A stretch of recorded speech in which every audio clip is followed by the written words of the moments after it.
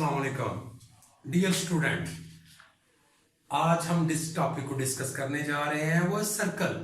तो आज हम सर्कल के मतलब पढ़ेंगे और उसके बाद उसके इंपॉर्टेंट जो एमसीक्यूज हैं उनको डिस्कस करेंगे।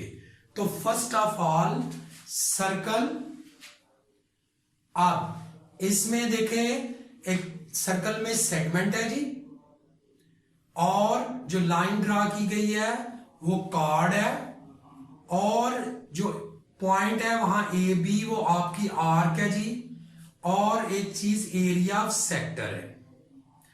अब हम सर्कल को जब डिस्कस करेंगे तो फर्स्ट ऑफ ऑल दो हमारे पास सर्कल की इक्वेशन होती है, एक होती है standard form of the circle और एक general form of the circle. तो फर्स्ट ऑफ ऑल देखें standard form of the circle जी। अब standard form of the circle में क्या है जी, x minus h whole square y minus k का square is equal to r square. Standard form में जो सेंटर है वो h और k है और रेडियस r है। अब अगर यही स्टैंडर्ड फॉर्म हम ले जाएं जी ओरिजिन पे, इसका जो सेंटर है अगर हम उसको ओरिजिन पे ले जाएं तो इसका मतलब है कि इसका जो ओरिजिन होगा वो 0 0 होगा। क्यों 0 0 होगा? क्योंकि h और k दोनों 0 हो जाएंगे। तो फिर इक्वेशन ऑफ सर्कल क्या बचेगी जी हमारे पास, x square y square is equal to a square. और अब देखें इसमें अगर रेडियस उसको अगर आप 1 कर दें तो फिर इक्वेशन ऑफ सर्कल क्या बनेगी, वो बनेगी x square y square is equal to 1। तो फर्स्ट ऑफ ऑल इनसे जो रेलिवेंट एमसीक्यूज है उसको हम डिस्कस करते हैं, उसके बाद फिर हम general form of the circle को डिस्कस करेंगे।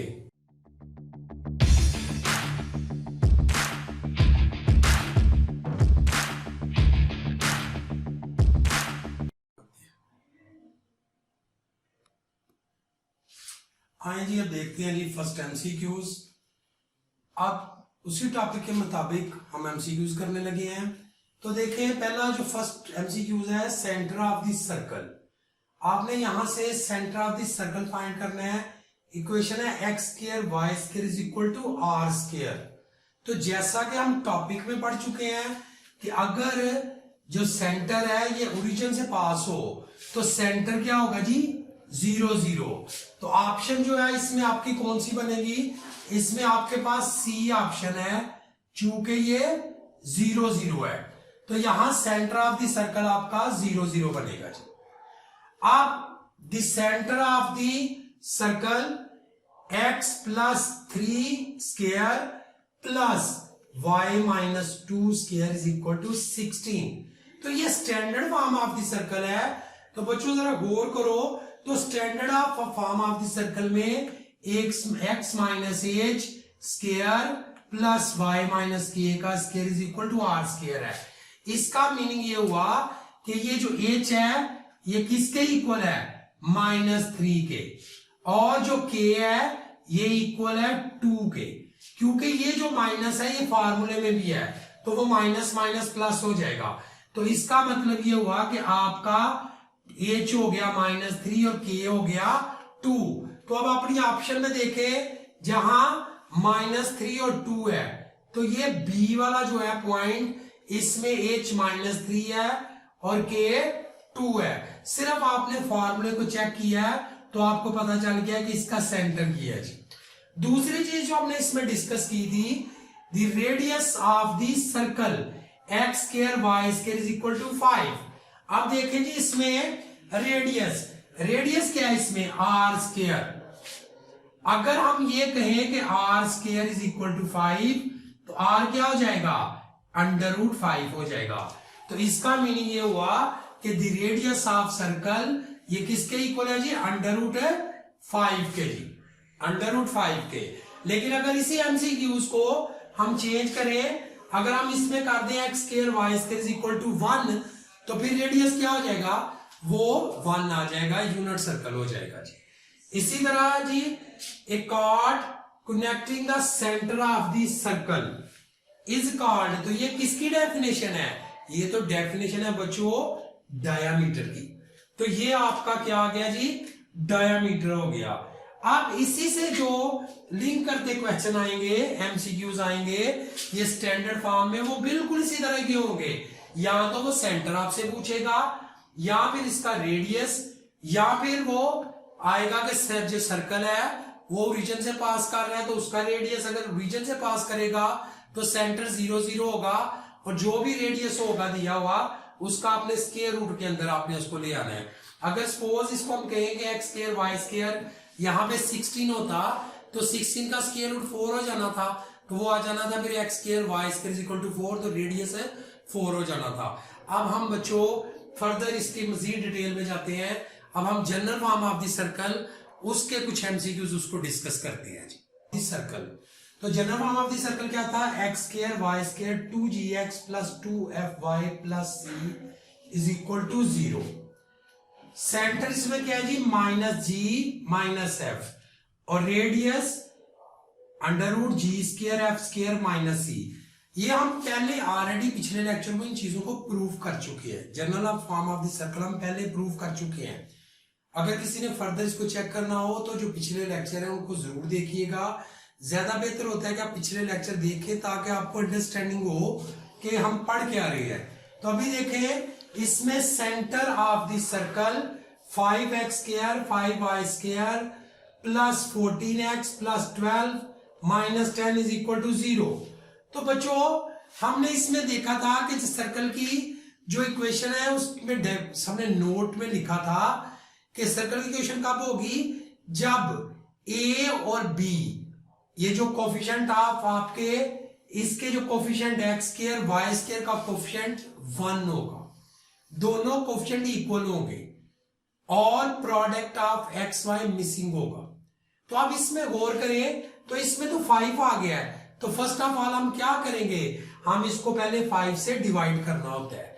जब आप इसको 5 से डिवाइड करेंगे तो ये क्या बनेगा, ये आपका आ जाएगा 14/5। इसका मीनिंग ये हुआ कि ये जो 2g है आपका ये आ जाएगा 14/5, और 2f जो होगा आपका जब आप इसको डिवाइड करेंगे 5 से तो आएगा 12/5। आपको चूंकि वैल्यू चाहिए g की और f की, तो आप जब इसको डिवाइड करेंगे तो आएगा 7/5 और ये आएगा 6/5। अब ये आपके पास गौर करें तो g और f आ गया, जबकि आपका फॉर्मूला क्या कह रहा है कि centre minus g minus F होता है। तो आप इसमें जरा गौर करें, माइनस ये भी माइनस आएगा और ये भी माइनस आएगा क्योंकि दोनों वैल्यू प्लस है, जबकि दोनों वैल्यू के साथ माइनस है। तो आपका जी ये वाला एमसीक्यूज करेक्ट होगा। हम इस तरह के जितने भी एमसीक्यूज हैं उन्हें सॉल्व कर सकते हैं। अगर यहां कोफिशिएंट 1 1 हो तो फिर से डिवाइड करने की जरूरत नहीं होती जी। अब देखें जी इसमें next radius of the circle, ये तो सेंटर का हमने चेक किया है, अब रेडियस फाइंड करना है। तो बच्चों रेडियस में हमें क्या चाहिए, सबसे फर्स्ट ऑफ ऑल हम रेडियस में देखेंगे कि हमें रेडियस में क्या चाहिए। तो रेडियस में बच्चों हमारा फार्मूला है g square f square minus c square और होल के ऊपर स्क्वायर रूट आता है। तो आप जरा गौर करें, यहां g क्या आपके पास, यहां आपके पास g -4 है और 2f जो है वो क्या है जी -6 है। तो g की वैल्यू आ गई -2 और f की वैल्यू -3।